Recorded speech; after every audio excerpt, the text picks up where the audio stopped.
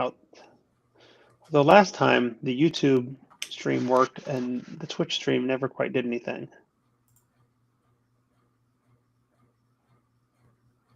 So I don't know what's up with that. But recently we haven't had anybody actually watching us on Twitch anyway.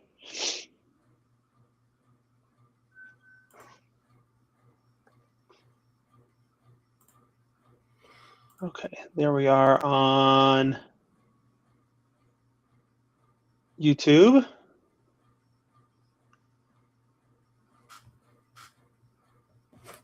And that's good enough for me.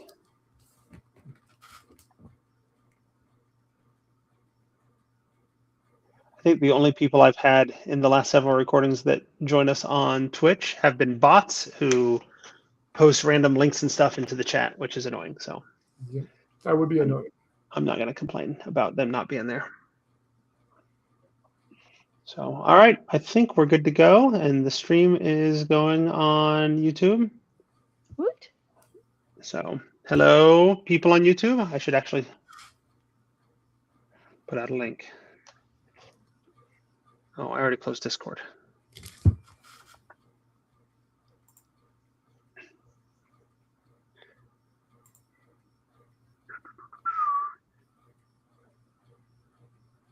Is this the first time that we're doing a book club where we actually watched a movie? I think so. I think so. There's not many books that we've read that has a movie. I think. Oh, I haven't watched trailer, but Children of Blood and Bone got a trailer for a movie. Yeah, I did see that was happening. That'll be interesting. Yeah. Maybe we'll have to do an episode just about the movie, having read all the books. Yeah. I believe when we did Christmas Carol, we talked about them in the movies, but we didn't really watch a movie because there's so many of them for Christmas Carol. There's only one that matters. The Muppet one? Yeah. Yeah, you're correct. Light the lamp, not the rat.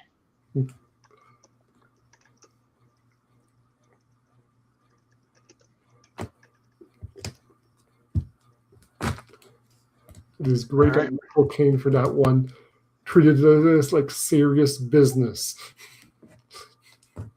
Yes. Okay, are we ready to go? Sure. I've posted a link in the Discord. We have one person watching the stream, although that might be me. I don't know. I don't know how it counts things. So, all right, and we're recording. Sweet. Oh, and you start. Yes. Okay, I was about to get going, and then I realized, oh, that's you. This episode of the Tome Show is brought to you by our patrons. You can support the show like them at patreon.com/the Tome Show. Welcome to a Tome Book Club. The Tome is a D&D news, reviews, and interviews show, and I'm your Tome host, Tracy Hurley. And I'm Jeff Greiner. In each book club episode, we discuss one D&D related book. Spoilers be damned, in full book club style. This time around, we read Kiki's Delivery Service by Iko Kedono, translated by Emily Ballesteri. I'm gonna hope that I pronounced either of those close to correct. And with us, as always, is Eric Paquette. Hello, bonjour. How are you two doing? Je suis fatigué, as always. Understandable. And next episode, which we'll record in September, we'll be looking at Dragons of the Realms and other D&D licensed coloring books. Doing something a little bit different. We're going to take a break from reading, I guess. No reading for the next 2 months. Only coloring. Okay. That will be interesting. I suspect that Eric will not be able to do that. I will continue reading. I can color. You're a reader, yeah. No, I'm a reader. I read a lot. So yeah. Sometimes I'm actually, as I've been playing around with these coloring books lately, I've actually been listening to audiobooks as I'm coloring anyway. So 2 birds with 1 stone. You can't really do that while you're actually reading a physical book, but you can do that when you're listening to an audiobook, which is the advantage of the audiobooks. Yeah, it's I can listen to my audiobook while I'm mowing or doing dishes or driving or whatever, and I can't do that with actual books. So, All right. Before we get started, I want to say thanks to our patrons. They help me pay the bills. You can help out too by going to patreon.com/the Tome Show and offering as little as $1 a month. Now we're going to talk about Kiki's Delivery Service. This is a book that was written in, I think, the 1980s. It is very famously known in the US anyway for being a Studio Ghibli anime that came out in 1989, if I remember correctly.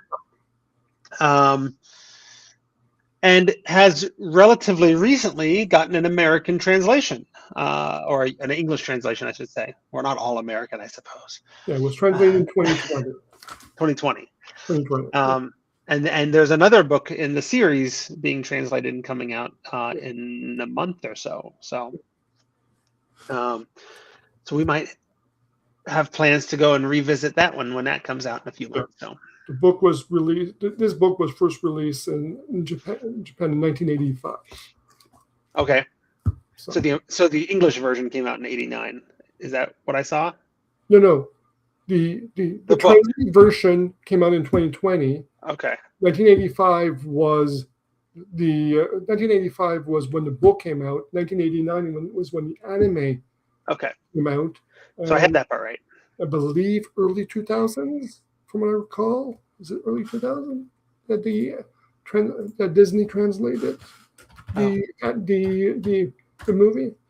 I don't know. I know when I pulled up the movie, it just listed the date as 1989. Yeah, 1989 was the original, and 97 was when Walt Disney did produced the English dub. So okay. Yeah, I remember watching the anime before the Walt Disney dub in Anime Club when I was in university. Exchanging VHS tapes and getting it there with subtitles done by fans. And then when Walt Disney got the rights for Studio Ghibli, was good that there was a good distribution for it. So they did good, and they did the movie. They did a good adaptation to it. Okay.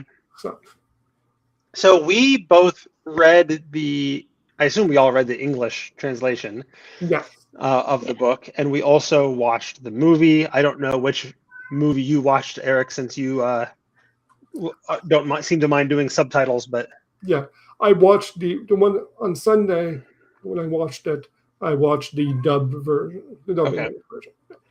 And in fairness to everybody, I have literally been watching it as I was making dinner tonight and right up until the last minute, and I finished about 10 minutes away from the end before we had started recording. So I didn't quite finish, but I think since I read the book, I think I got the gist of how the things were going to go down.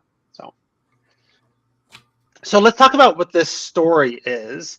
And I think we can kind of highlight some of the similarities and differences along the way. Honestly, I kept looking, like, I'm not slavishly devoted to one version or the other, right?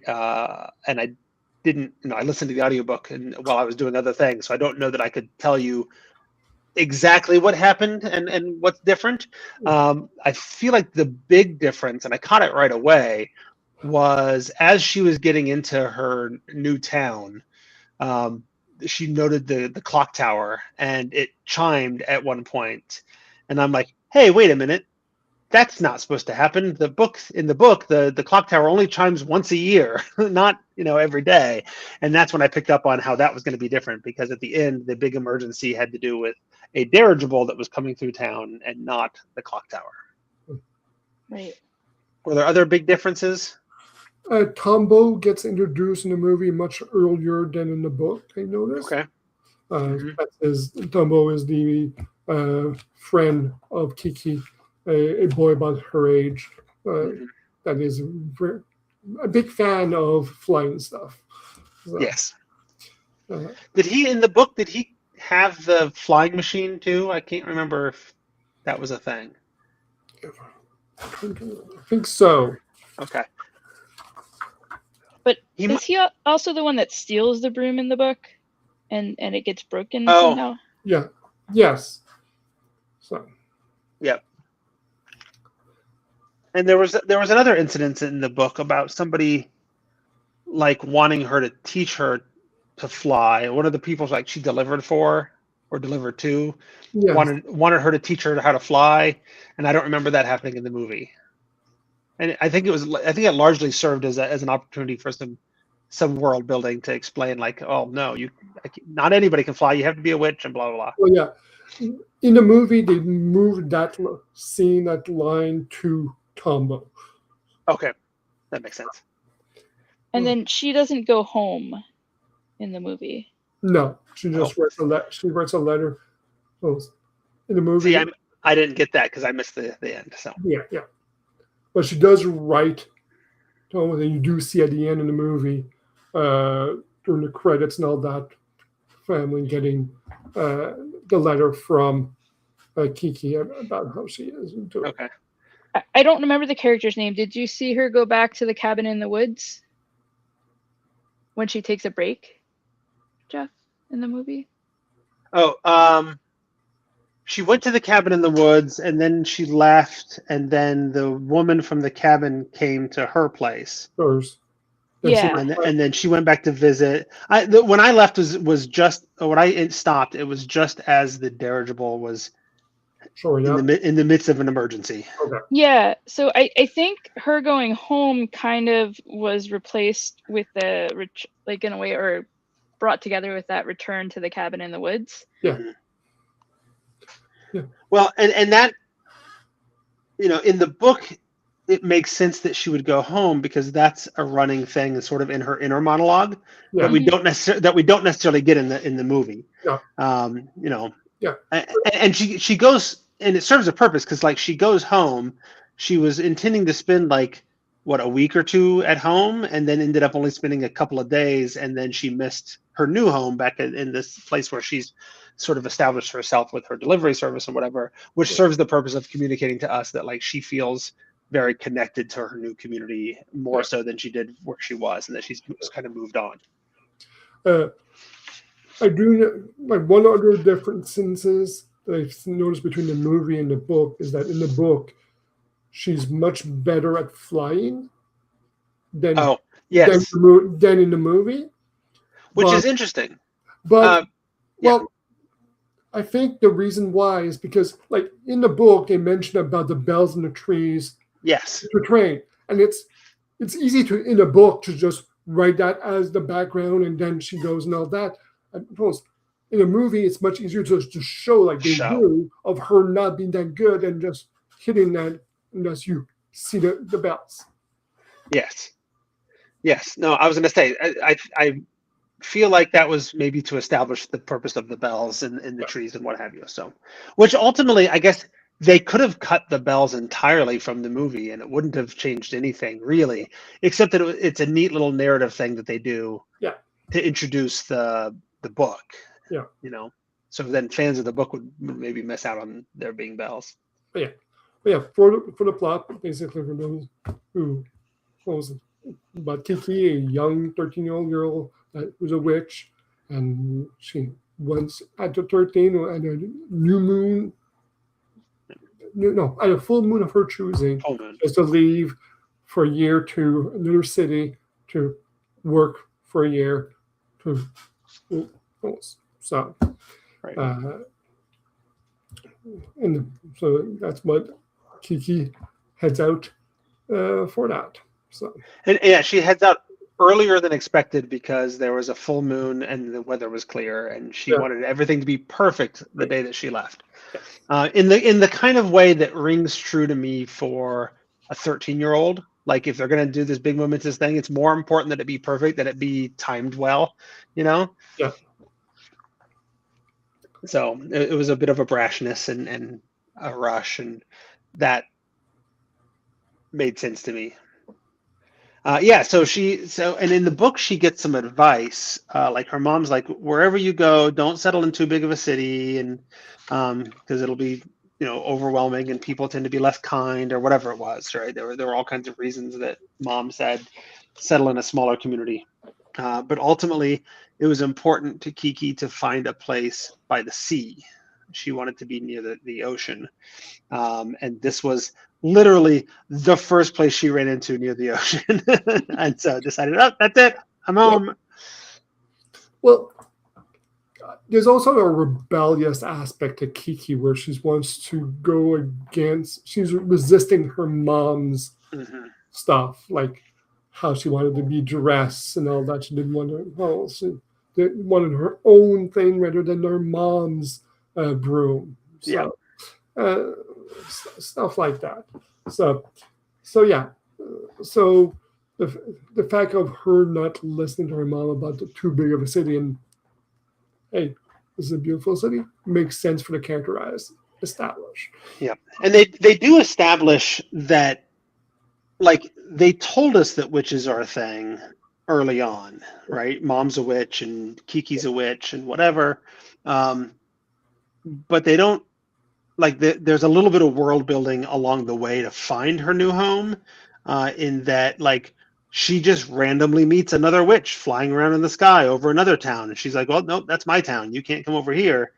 I mean, other than letting us know that there's another witch out there who's kind of a bit of a snob and whatever, it establishes the larger scope of witches in this world. Like, they're not very common. She only ever runs into her mom and this one other witch, and the town that she ends up settling in hasn't had a witch in like generations. Well, they also mention the fact that it feels like magic is leaving this world because Kiki only, like, her only skill that she has, her only magical skill that she has, is flying. Her mom mentioned the fact that she couldn't get her to learn potion making or something like that. Yes. So her mom in the movie mentions, I can't get her to work on to learn potion making. In the book, I thought it came off as more clear that, like, magic is waning. Like, witches aren't able to do as much as they used to be able to do, which is why it's so important to the mom to teach Kiki the magic that still does work. And Kiki literally just has no interest in anything except flying. And so that's a little bit different, right? In the book, Kiki has no interest in anything but flying. In the movie, it's a little less clear that Kiki doesn't that it's a lack of interest versus a lack of magic or a lack of skill or whatever. And in fact, Kiki's not even very good at flying in the movie at first. But yeah, so eventually, on the journey to the town, there's some issues along the way, and she runs into the other witch, and she eventually finds her place. And, like, one of the first things that happens as she gets into town is there's a random baker who's yelling at somebody who left the shop and left their kid's pacifier behind. And Kiki offers to help bring it to them, delivers the pacifier, comes back and is sort of, thanked and rewarded and given an opportunity to sleep. Although in the book, she sleeps in the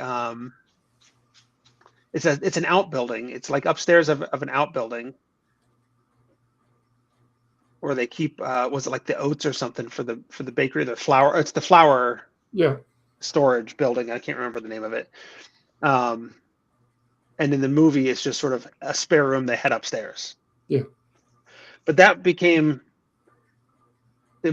that's another difference that mattered, because in the book, they let her stay in the flour storage building, and then eventually, like, shove all their flour into one corner and let her turn that into her delivery service shop. In the movie, she seems to more or less be working in the bakery and running her business out of the bakery.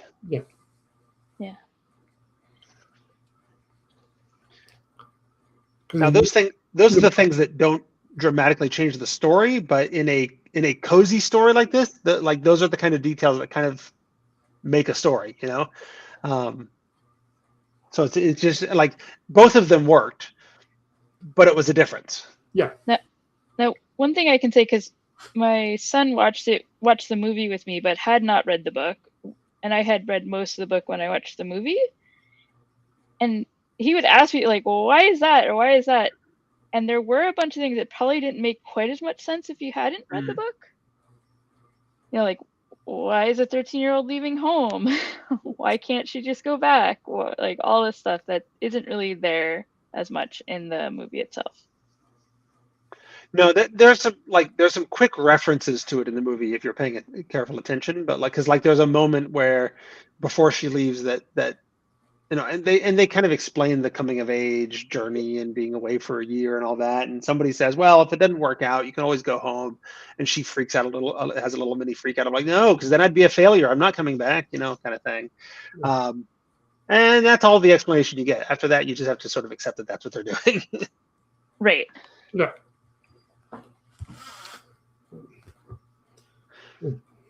So yeah, anyway, so the pacifier delivery thing slowly evolves into, I guess this is how Kiki's gonna make do, you know, and her job as a witch is to be a benefit to her community, and she's not taking money for these delivery jobs. It's all like, you know, well, whatever you can give. So if somebody gives her some food, that's fine. If somebody gives her you know, a scarf or whatever, that's another thing.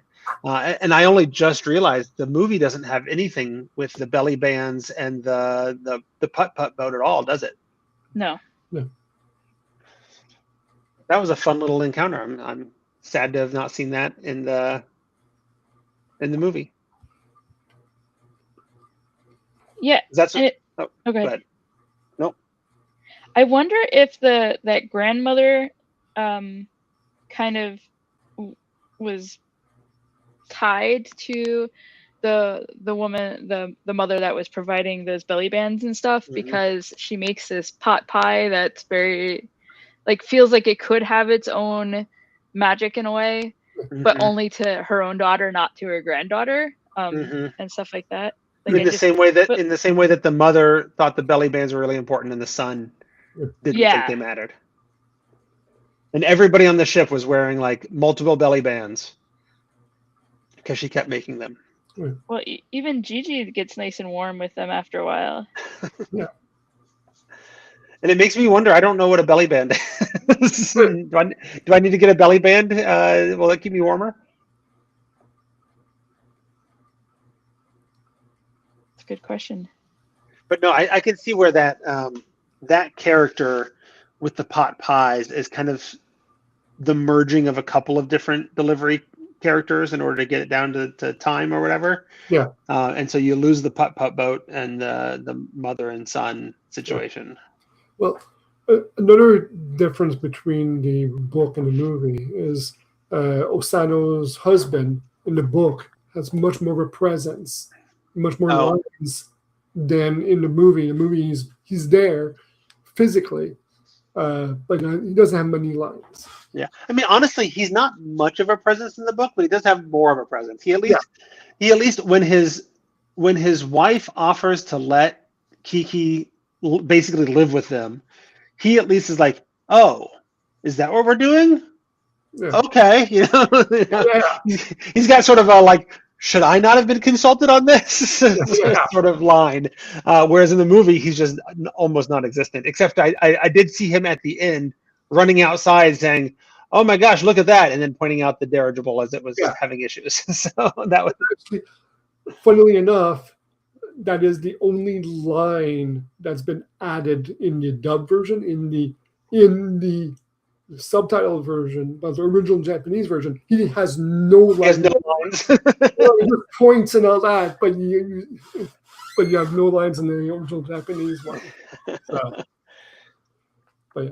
and that's also another significant difference is we're getting into sort of how the story ends, because basically it starts off, she's in the town, people don't know her or trust her, she slowly helps more and more people, builds up some trust till the point that by the end of, and it goes through the whole year, like, and it skips forward in time here and there,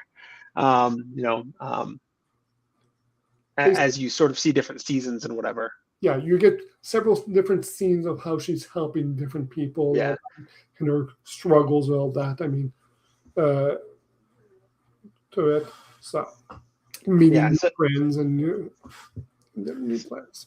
Yep, and so she's becoming more sort of connected to this community, and the community's getting more connected to her. And in the book, that leads to a big climactic scene at New Year's, because the tradition in the book is that the clock tower in town basically doesn't work, and it only chimes once a year, and it chimes at the beginning of the new year. And there's this whole thing, this whole tradition of they run around and ask each other like, oh, can you hear it, or something like that, as their way of sort of greeting people on New Year's Eve. And then it turns out, oh no, the mayor finds out that the clock tower is broken, calls in the clockmaker. The clockmaker comes in and says, oh, this is really easy to fix. I just need to replace this gear. Oh no, I don't have this gear. Well, here we go. We need the world's fastest delivery person to go and get a gear, which becomes a whole thing, because it turns out in order to get the gear that they need, the plan was go over to the next town over and steal it out of their clock tower, until she finds out that they also have a similar tradition, and that would mean that all of those people don't get to ring in the new year. And so instead she flies back and just sort of manually rings she manually moves the clock to be midnight so that it rings the bell, instead of fixing the gear. And I rather enjoyed the fact that she did it. She saved the day. Everybody's happy. And then she's like, oh no, I made it ring 2 minutes early. So, and then she goes home and realized that, and after a couple of days at home, she's like, you know what? I kind of miss my town. And I think the people there need me and I need them. And so she leaves her family and goes back home, so showing that she sort of moved on. Now you'll have to tell me how the movie ends, because there's this whole dirigible storyline, and I just got to the emergency at the end. Well, real quick with the New Year's, she has had a great line, which is one of the reasons I'm sad that part of the story was not in the movie.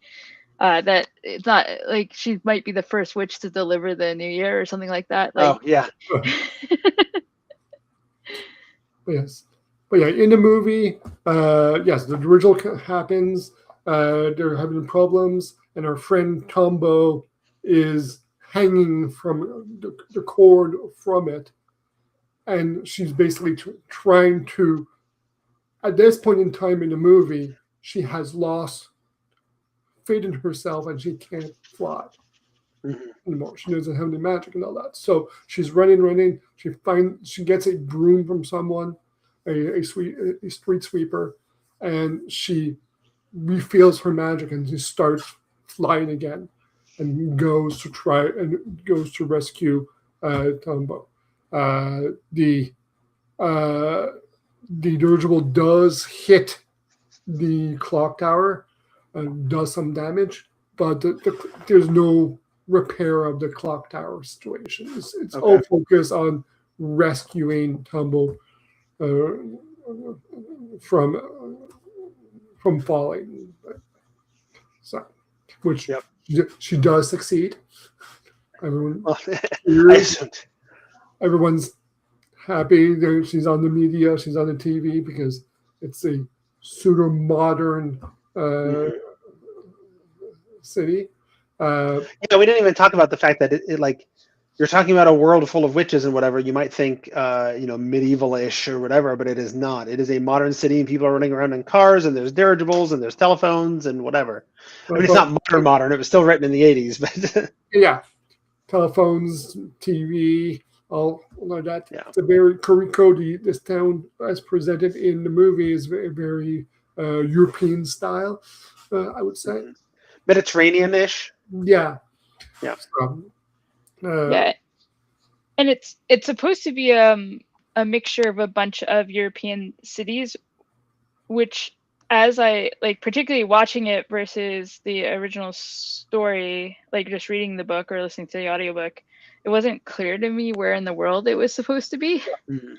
But apparently it was supposed to be a fake like not fake, but like a alternative European, a pseudo-European. Yeah.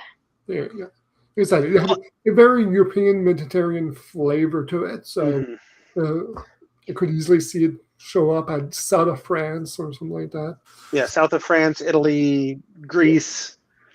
It has sort of qualities of all those places. And it was also supposed to have some like Sweden and stuff like that too to its makeup, but that didn't come across. My son kept saying, "This is Italy. I don't understand what you're saying. It can't be London. London's not on a coast." Like he was having that whole conversation, not having read the book either. And the city's like built on the side of, in the movie, the city's like built on the side of a cliff in the way that you might expect in like Greece or Spain or whatever. But one of the story element in the movie where she's like losing her magic, I don't remember that being a thing in the book. She breaks her broom at one point and has to repair it, and she repairs it by attaching a new handle on her mom's sweeper part of the broom or whatever. And that happened actually in a scene that we didn't get in the movie at the beach, where she borrows a broom that's not hers to fly out into over the ocean and save somebody who is like having trouble in the ocean. Yeah. And I think that was like changed into borrowing the street sweeper's broom to be able to save the boy. Yeah. Although there was a moment in the movie where her broom breaks. Yes. I don't remember how she fixed it, but I do remember a bit where the broom breaks. In the movie, yes, that's around the point where she's losing her magic. She's trying her magic alone. She's trying again and all that. She's just gliding, but she keeps falling. And at one point in the end, all of a sudden she realizes her magic is gone, and she goes depressed. Yes. I remember her talking about fixing the broom. I just don't think it was the broom is symbolic in the book. Like she made her own broom that she wanted to take with her when she was going off on her own at the age of 13. Yeah. And mom said, that is an unreliable broom. You need something that's more stable. Here, take my broom. I'll use the one that you made. Yeah. And that doesn't there's a little bit of that at the beginning of the movie, but it's not explicitly explained like that mom will just use your broom and whatever. Like there's a little bit of a passing of the torch that's happening there. Yeah.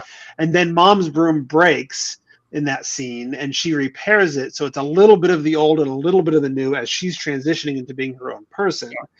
Yeah. And so there's some symbology of the broom and how it evolves over time that is important, I think, to the story, that is played out in the book that's not really much of a thing in the movie. Yeah.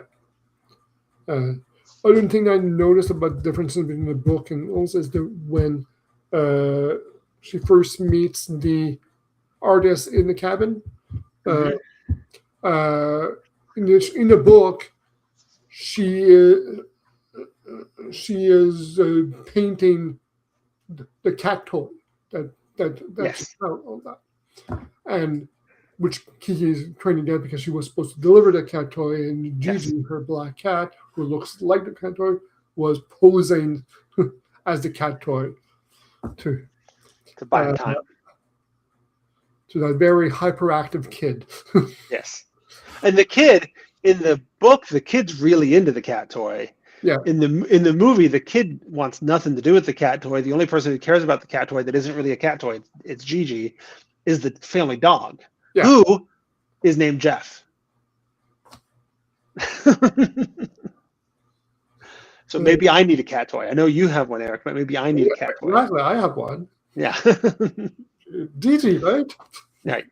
But yeah, no, so that was a change as well. Yeah. In terms of how that played. And in the movie, there's no, in the book, it's like, oh, okay, I'll let you have the cat toy. You come back with your cat and I'll paint a picture of the both of you. That'll be my payment. When she returns, I mean, she does get a picture done of her and Gigi in the movie. But that wasn't the payment. The payment was, I'll sew up the damage to the cat toy, which there was no damage in the book. I'll sew up the damage to the cat toy while you scrub my floors, and that's the payment. Yeah. Because she wasn't painting the cat toy at all. No. She just found it and decided to keep it. And it was, and the timeline was weird as well, because she talked about how she'd had the cat toy for some time. The painter did, Yeah. but Kiki had only lost the cat toy like earlier that day. I noticed that in the movie. Like, wait, hold on, what? Okay. Yeah. So, but All time right. goes for So us. that's, unless I've missed something at the end of the movie because I didn't finish it. I think that's more or less the story. Yes.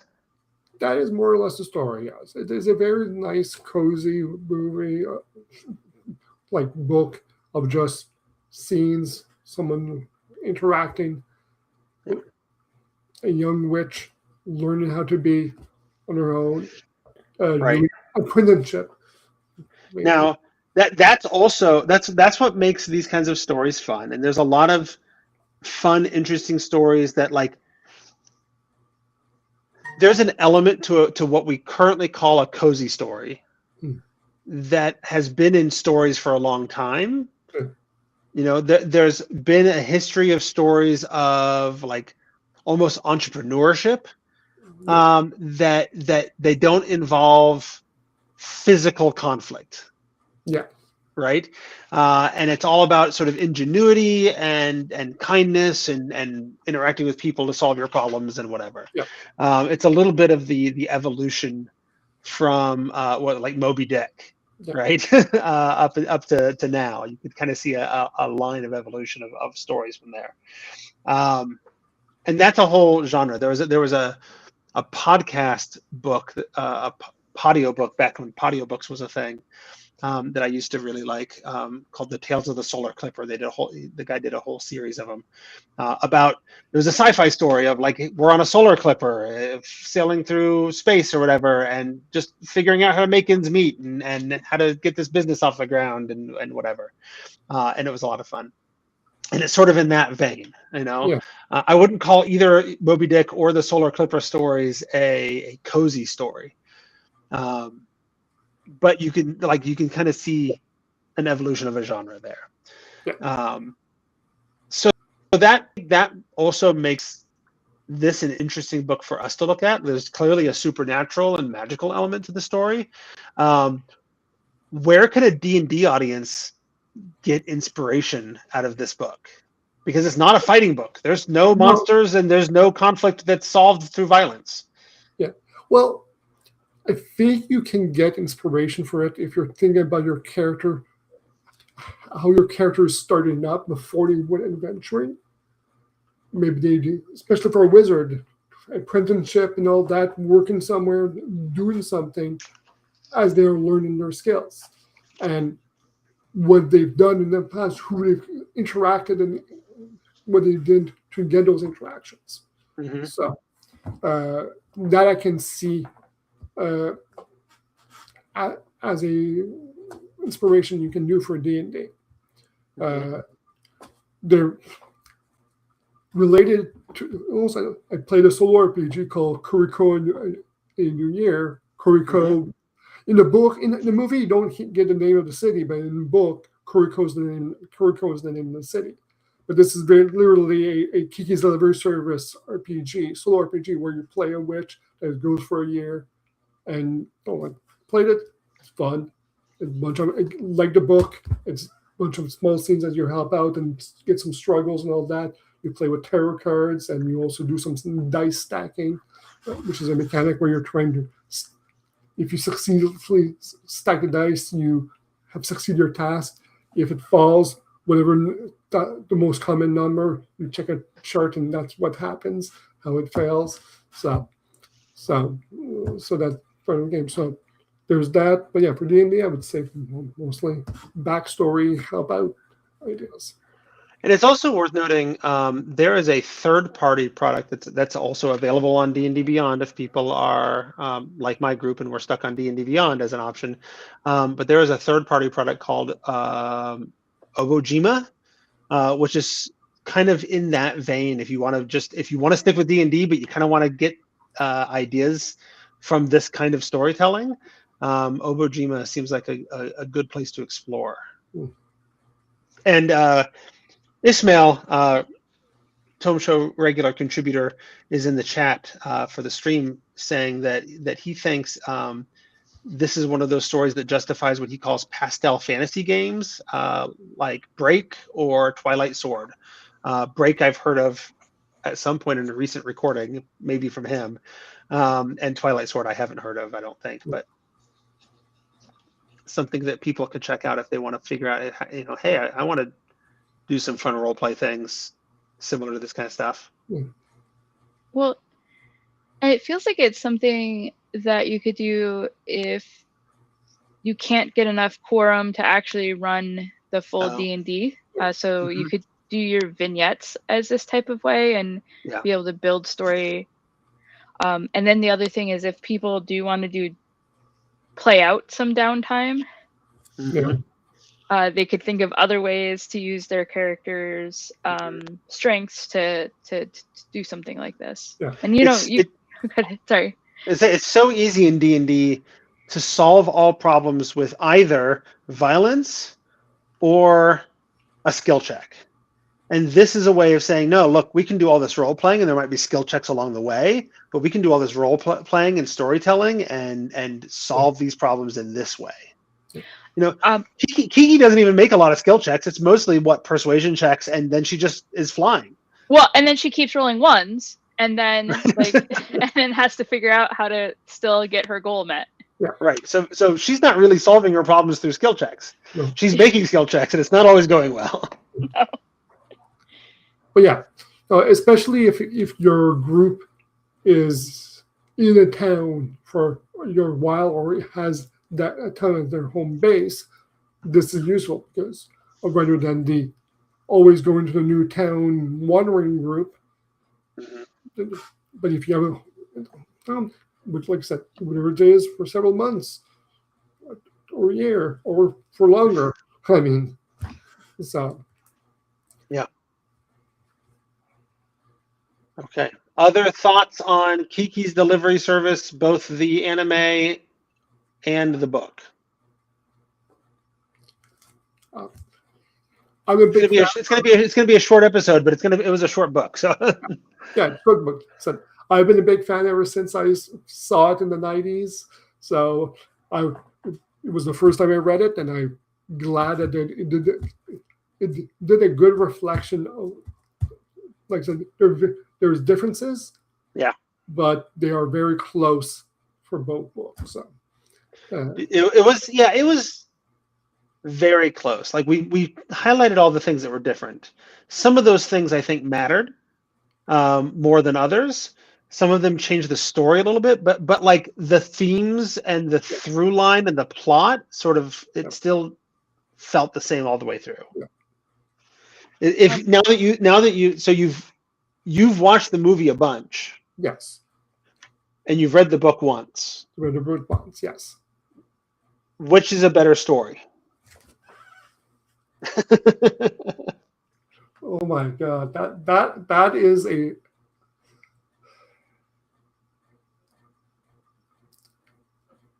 I would probably say the movie seems to flow better compared to the book, which is more of a bunch of different scenes that do get tied up together. But I think for one consistent through line, I would say the movie. But the book, like I said, they're very close. So I mean, so you're not wrong. There's more scenes in the book. I actually like the book more, I think, because the book, like, there's more scenes, but every one of those scenes is doing something that matters. Like, it's telling part of the story. It's explaining the evolution of Kiki. It's explaining sort of the setting. They're all doing. There's no throwaway scenes. Yeah. And in the movie, it's got to be tighter because they have a fourth of the time or half the time or whatever to tell their story, right? Yeah. Yeah, I would say also there have been a perspective.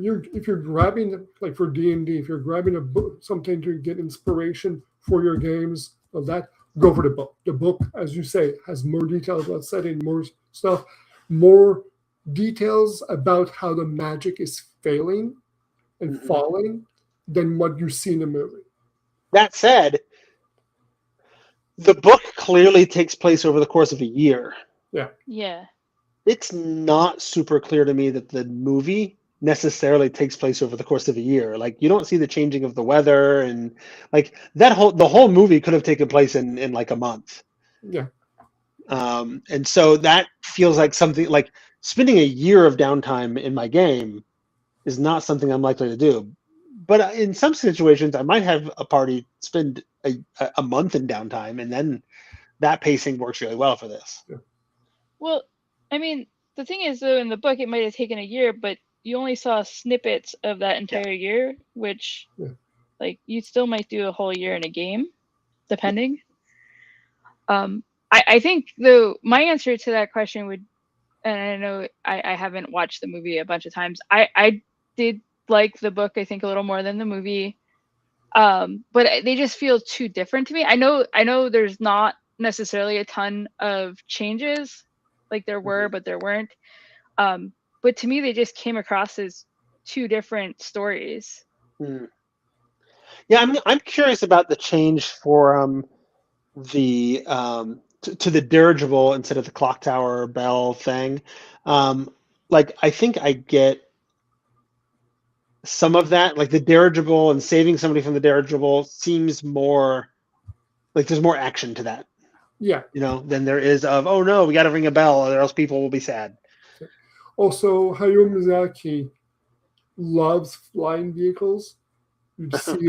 You see it often in a bunch of his movies.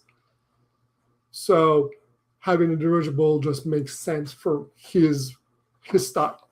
So Well, it worked very thematically for me because I've been watching the new Avatar: The Last Airbender Aang movie with my son this week. So, and of course, in that setting, there's dirigibles and things. so The other thing, though, isn't the movie feels more like a potential start to a love story than the book necessarily felt. With Tombo? Yeah, and also I know that in the book that the cats started liking each other, if I remember correctly, but it was really big in the movie, right? oh, that's the other thing you would have not seen in the movie, but unless you continue the movie. But Gigi becomes a father. Oh. So Yeah, no, I kind of got the sense of there's a potential 13-year-old love interest going on with Tombo and Kiki in both versions of the story. So Yeah, but it just felt more, I don't know, because like she saves him, where I don't think he was the person she was saving at the beach, and a lot more of it like it was there in the book, but it was between larger boulders or chunks, and in the movie it's like, oh, okay, I think she doesn't know what's coming. But and they've got the romantic bicycle ride together and all that kind of stuff in the movie. So yep, I can see that. One thing I would say about it is that at least for my son, he's 10, he preferred watching the movie in chunks because he found it a little slow.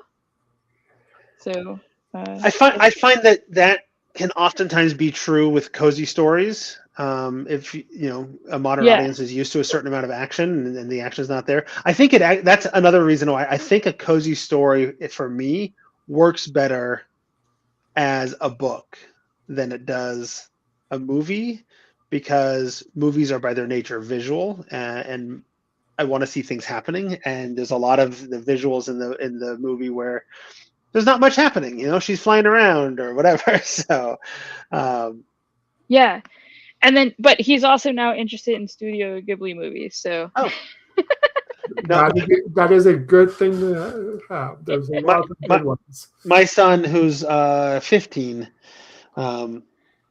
saw that I was watching this while I was making dinner tonight. And he's like, hey, what are you watching? Because he's watched a few. Like his friends are into Studio Ghibli movies, and so he's gotten together with them and watched, Howl's Moving Castle and some of those kinds of things.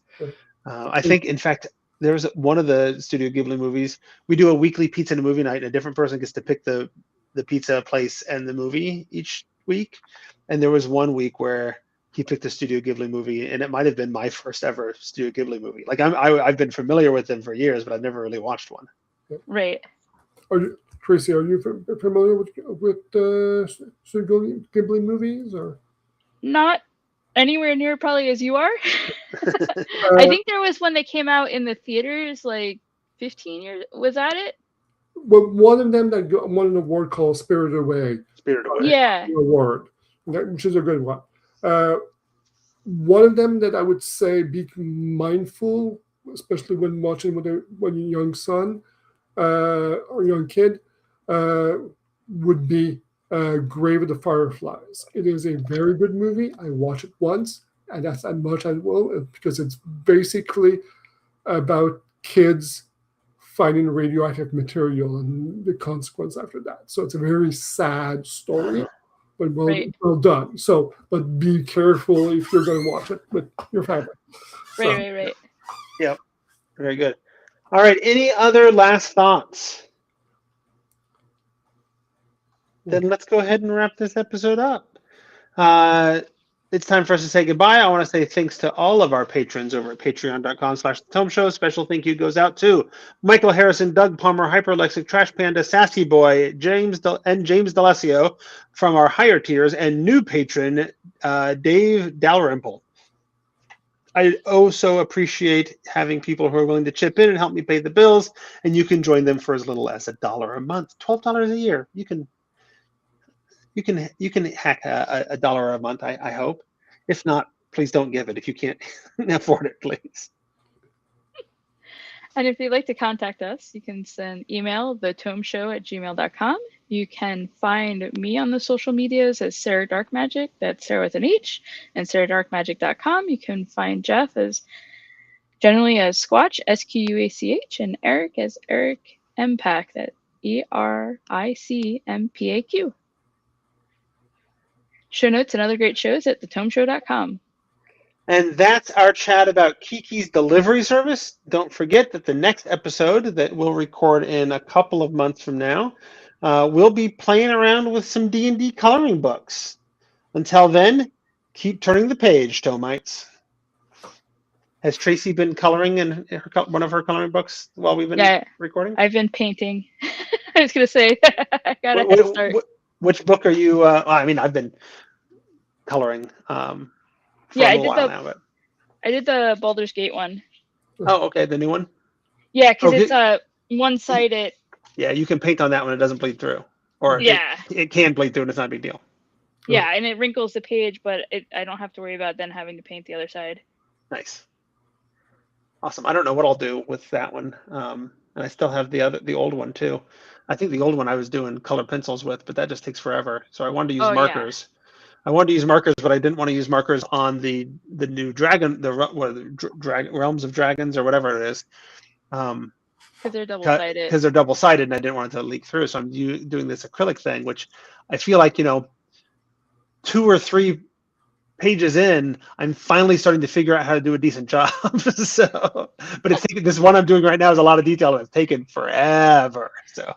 Yeah, that's one of the things I'm nervous about with that one is because it's so much detail. It looks like it's meant for people doing color pencils as the only media or the main medium, but that's so hard. That takes a long time, and it hurts your hands.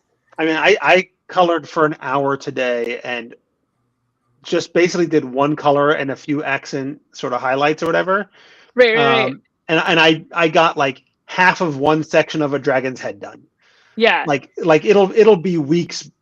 It'll probably be a month before I finish this page. If I keep going at that detail. And then the funny thing for me is I haven't been able to do as much art because of all the stuff with AI attacks. So like in trying to defend against them. So I'm like, gonna mess up. Should I stop the stream? No. I said that vague enough where it's okay. But like just work, right? It's been fun. And so I haven't painted in a while, and I'm like, I'm gonna mess it up. And then I'm like, wait, I got this for free. I should not care to that level, right? Like There you go. it's fine. Mess it up. Who mess it up? It It's doesn't a matter. coloring book. That's right. Yeah. Go have fun. Yeah. All right, let's go ahead and say goodbye to the stream anyway. Hi, They've been stream. watching this. They've been watching this for an hour, and this is just idle chit chat anyway. So. Yeah. What is this? As I said earlier.